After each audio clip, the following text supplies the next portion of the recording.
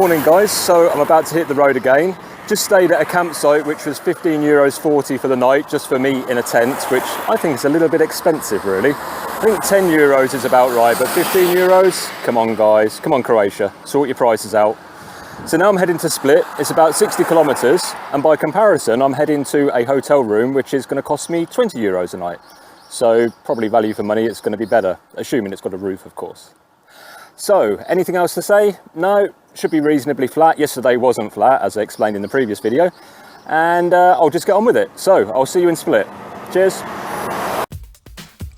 So, as you can see, I'm leaving on the road once more. But rather than talk about the road, I thought I'd just briefly mention how I'm making these vlogs.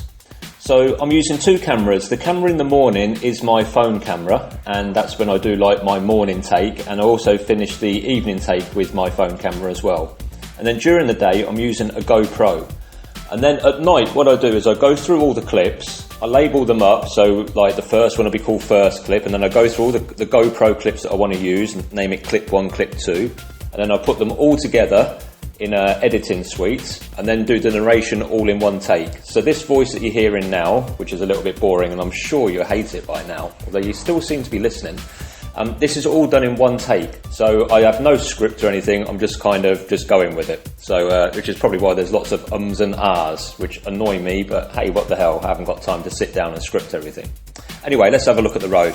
So, a lot of the landscape on this particular trip, on this section of the cycling, was this granite. I'm not a geologist. I assume it's granite. And I can imagine in the heat of summer, it would be quite reflective and keep a lot of the heat in. Today was a little bit overcast, so there was more humidity than anything else.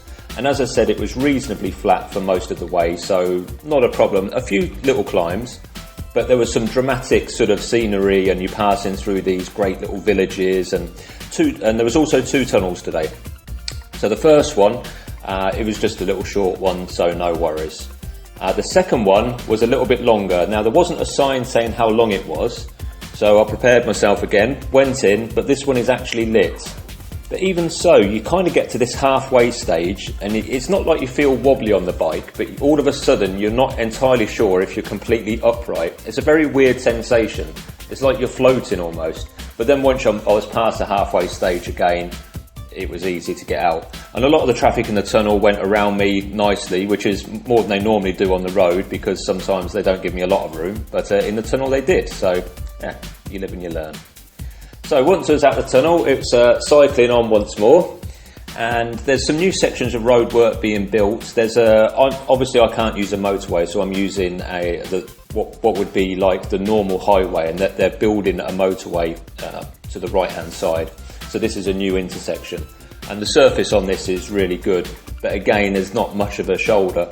It's a shame really, because Croatia would be the perfect bicycle touring destination if it had if you imagine one bicycle lane that was segregated from the road, and it would just follow this dramatic coastline with all these seaside towns and things, always keeping the bicycles separated.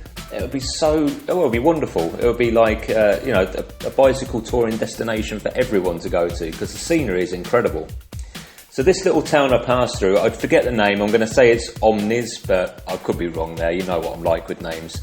After this town, it was pretty much solid sort of built up areas all the way to Split after here. But this town itself was really nice, and I've kind of become aware that there's a lot more to the Croatian coastline with these little towns and villages that I've never heard of, and I'm sure you've never heard of either.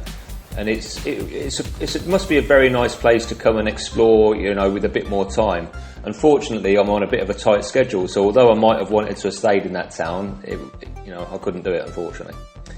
One more thing to mention, the GoPro ran out of battery yet again. So my one tip is, if you're going to use a GoPro, is to get 2 batteries, and then when it does run out halfway through the day, you can still keep filming.